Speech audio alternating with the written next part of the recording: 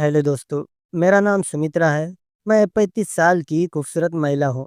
आज मैं आपको बहुत ही मज़ेदार बात बताने जा रही हूँ, जो कि मैं आपके सामने कहानी के रूप में पेश करने जा रही हूँ। दोस्तों, बिना देर किए हुए कहानी शुरू करती हूँ, मगर उससे पहले आपसे एक ही विनती है कि इस वीडियो को लाइक और शेयर करना ना भूलें और चैनल को सब्सक्राइब ज़रूर करें। मैं शहर में रहती हूँ और एक हाउसवाइफ हूँ। मुझे एक 8 साल का बेटा है। मेरे पति एक छोटी-सी क्लिनिक चलाते हैं। अभी तक हमारा खुद का मकान नहीं बना है, इसलिए हम किराए के मकान में रहते हैं और इसी किराए के मकान में मेरी पूरी काया ही पलटा दी। मेरा बेटा और पति सुबह के 9 बजे घर से निकल जाते हैं और फिर उसके बाद मैं अकेली रहती हूँ और फिर रोज़मर्रा के कामों में लग जाती हूँ। मैं जहाँ पर रहती हूँ, वहाँ पर पानी की बहुत समस्या आए दिन बने रहती है। मुझे पानी भरने के लिए घर का काम छोड़कर बाहर आना पड़ता है। पहले तो नल का पानी हमारी घर की मालकिन भर लेती है और जब उसका पानी भरना खत्म हो जाए, तब मेरा पानी भरने का नंबर आता है और जब मैं नल पर पानी भरने लग जाती हूँ, तब हमारा घर का मालिक बाहर आकर बैठ जाता है। ये देखने के लिए कि मैं पानी ज़्यादा बेफिजूल इस्तेमाल तो नहीं कर रही हूँ। मेरे घर मालिक को देखकर मेरा दिमाग बहुत खराब होने लग जाता है। ऐसा लगता है कि अभी उसे 4 बातें सुनाओ, पर मेरे पति ही मुझे शांत रहने को कहते हैं, इसलिए मुझे चुपचाप रहना पड़ता है। और वो घर मालिक मेरी किताब की ओर भी बहुत देखता रहता है।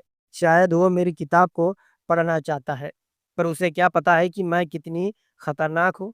बस एक बार वो मुझे मेरे किताब के बारे में कुछ कहकर तो देखे, उसका चप्पल से मुँह तोड़ दूँगी। मुझे कभी-कभी ऐसा लगता है कि इसका अभी रूम खाली करके चली जाऊँ, पर मेरे पति का क्लिनिक नज़दीक है, पर मेरे बेटे का भी स्कूल नज़दीक है, इसलिए मुझे ना चाहकर भी रहना पड़ता है। और वैसे भी मुझे पड़ोसी औरतों ने भी बताया है, मेरे घर मालिक के बारे में, कि उसका ध्यान अच्छी-अच्छी महिलाओं की किताबों पर होता है। वो बहुत ही किताबों को गौर से देखने वाला इंसान था। मुझे ऐसा लगता था शायद ये मेरी किताब को पढ़ना चाहता है, इसलिए तो वो मेरी तरफ किताब को पढ़ने वाली नज़र से देखता है। खैर, मुझे इन सब बातों से कोई भी लेना-देना नहीं था। मुझे सिर्फ़ चिंता थी बस अपने पति की और अपने बच्चे की। मुझे यही लगता था कि जल्द से जल्द हमारा खुद का मकान हो जाए, बस। और इसके लिए मेरे पति भी जी तोड़कर मेहनत भी किया करते हैं, पर इस महँगाई के ज़मानों में तो कुछ कर पाना बहुत मुश्किल सा हो गया है। हर चीज़ के दामों में दिन-प्रतिदिन बढ़ोतरी होती ही जाती है और आमदनी सब उसी में ख़त्म हो जाती है। मैं कोशिश तो बहुत करती हूँ, पर क्या करूँ, कुछ हो ही नहीं पाता।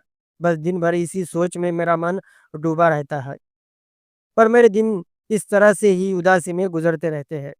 पर एक दिन जो मेरे साथ हुआ, वो होना नहीं चाहिए था। दोपहर का समय था और मैं मेरे घर के कामों में व्यस्त थी और उस दिन हमारे घर मालिक के यहाँ पूजा थी। जब घर मालिक के यहाँ पूजा खत्म हुई, तब वो प्रसाद लेकर खुद मेरे घर पर आ गए। उस समय मेरे पति और बेटा घर पर नहीं थे, बस मैं अकेली ही थी और फिर घर मालिक आकर मुझसे कहने लगा, "अरे सुमित्रा, तुम्हें हमारे घर पूजा के लिए बुलवाया था ना, पर तुम आई नहीं, इसलिए मैं आ गया प्रसाद लेकर।" तब मैंने कहा, "जी भाई साहब, मैं आने वाली थी, घर का सारा काम वैसा ही पड़ा हुआ था, इसलिए नहीं आ पाई।" तब घर मालिक ने कहा, "खैर, कोई बात नहीं, ये लो प्रसाद खाओ।" इतना कहकर घर मालिक ने मुझे प्रसाद दिया और फिर उसके बाद जो हुआ, वो किसी सपने से कम नहीं था। मुझे सिर्फ़ इतना समझ में आ रहा था कि कोई मेरी किताब को जी-जान से पढ़ रहा है और मेरी किताब को पढ़ने से उसे मैं रोक नहीं पा रही हूँ। मुझे ऐसा लग रहा था, शायद ही कभी मेरी किताब को मेरे पति ने इस तरह से पढ़ा होगा। वो लगातार मेरी किताब के हर पन्ने को बहुत ही स्फूर्ति के साथ पढ़ रहा था। मेरी किताब को वो अपने जज़्बातों के साथ उसकी अच्छे से खातिरदारी कर रहा था। ये पल मेरे लिए अच्छा भी था और अच्छा नहीं भी था। पर जो कुछ हो रहा था, उसकी हर कोई इच्छा रखता है।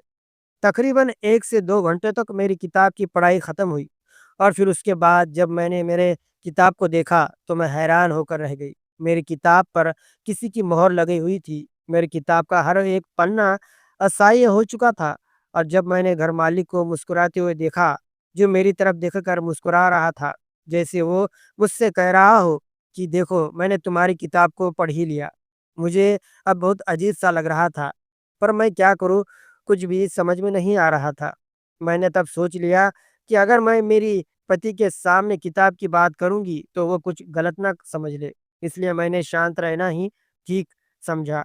पर जो मेरी किताब को उसने पढ़ लिया था, जो हो गया सो हो गया। अब क्या किया जा सकता है? पर जो कुछ भी हुआ बहुत अच्छा हुआ। शायद ही कभी कोई मेरी किताब को इस तरह से पढ़ पाए, जैसे कि घर मालिक ने इसे पढ़ा है। उम्मीद है दोस्तों आपको ये छोटी-सी कहानी पसंद आई होगी। तो प्लीज़ इस वीडियो को लाइक और चैनल को सब्सक्राइब ज़रूर करें। धन्यवाद। दोस्तों, ये कहानी पूरी तरह से काल्पनिक है। ये कहानी सिर्फ़ आपके मनोरंजन के लिए बनाई गई है। धन्यवाद।